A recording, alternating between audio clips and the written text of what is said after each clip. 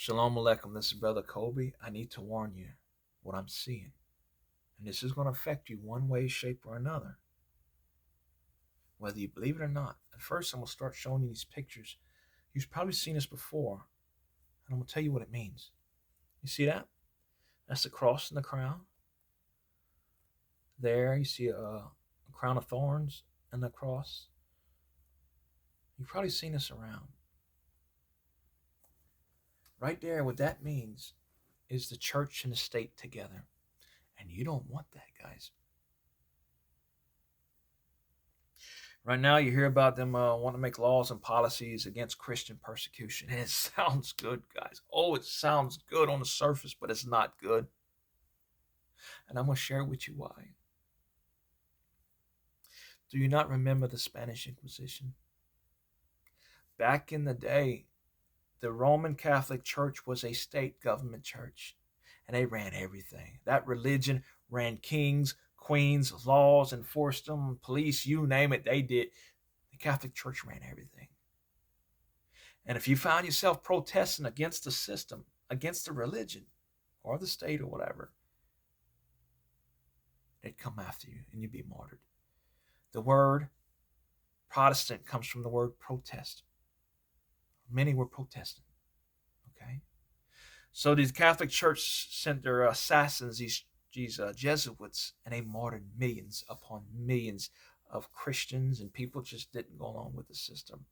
That's what the Spanish Inquisition is. And this happened for a long period of years.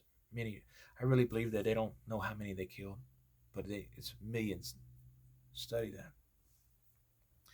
What I'm trying to share with you, it doesn't matter what religion is mixed with the state, whether it's one you agree with or you don't agree with. God gives us free will. God don't force religion on us, guys. Now, you will answer for your choices. Give you free will. So government shouldn't force whatever religion on you. Okay? If you go to Iraq right now, it's a Muslim-run government. So if you're not Muslim, it's not going to go well with you. Back in the day, John Bunyan, he got arrested for not getting a license to preach, and he was preaching anyway. Back in the day, you was assigned what church to go to in your district, in your region. Just like today, we're assigned what public school your children goes to. You can't go outside that district and blah, blah, blah. Today you can. But you couldn't be that way in the religion. It was just a Catholic church. There was no option B or option C. You were stuck with it. Guys, the Lord had me study the Puritans, the Reformers, the Reformation, 501c3, church history. I can go down the list. The Reformers, I need you to listen. The Reformers, they were ordained Catholic priests. They came across older Greek manuscripts from the Jews that were being persecuted that was older than the Latin Vulgate, which was around in the 4th century, written by Jerome. And they realized what they were living and teaching was a lie. And these men had convictions, and they really wanted to reform the Catholic Church, and the Catholic Church didn't, because they liked their ways, they liked their customs and traditions and their rituals and all these fancy robes and all that stuff. So these men separated themselves away from this government church because they wanted the liberty and the freedom to worship God the way they saw fit. And they didn't want no government telling them how to worship God. And this is the reason why the First Amendment is so important. Sadly today, unfortunately, that most churches today has gotten back in the bed with the government through 501c3 tax exemptions. And a lot of them don't even know it. They took a bribe in order to follow these policies. And I believe they profane the house of the Lord. It's how you take the house of the Lord and then you make it into a corporation, a business. The word corporation comes from the word corpse. It means dead body. Why would you call yourself a dead body? And the Lord put it on my spirit to look up, did the government pay these churches to shut down during the pandemic? And guess what? They were. Through the CARES Act, through the PPP loans and the ERC. And you say, Kobe, these programs, it says online, it's for business. I'm trying to tell you, these churches today are businesses. Now, I need you to pray about this, guys.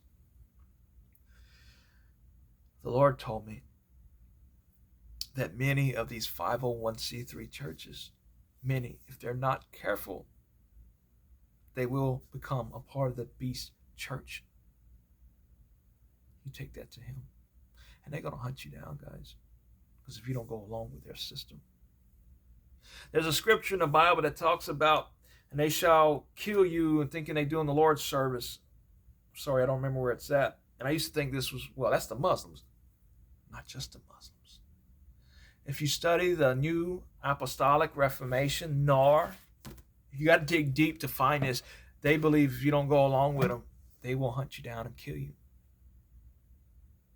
Do deep research on this, guys. And what we're seeing, who they appointed in the White House to be head of this religion, and what she believes is Paula White. It's NAR. It's New Apostolic Reformation. But like I said, it don't matter which religion they put in. If you don't go along with it, you be enemies of the state. And NAR is a cult, guys. It's a growing cult. I may talk about it later. But I'm trying to tell you that the state and religions come together. Church and states come together. Now, you remember I told you the reformers came out of the Catholic Church? Well, now the Catholic Church is trying to grab them all back together, all these different denominations. And believe whatever you want. When you look at these monuments and you start studying what these laws are and where they originate, they all go back to the Pope, the papacy. You'll learn about maritime law. You'll learn about commerce. You'll learn about all this stuff. So it don't matter which denomination. It's a part of the Catholic Church. And you're like, Kobe, their doctrine's not the same. No. Not doctrine-wise, but political and legal-wise it is. Beware. Beware. Please take this to the Lord in prayer. Please, guys, I beg you, spend time with God. Turn all this stuff off. Stop following this ministry, that one, this denomination, this pastor. Go to God on everything. Pray for discernment. Spend time in His Word. And all that other stuff, turn it off. I do love you. Bless you. Shalom.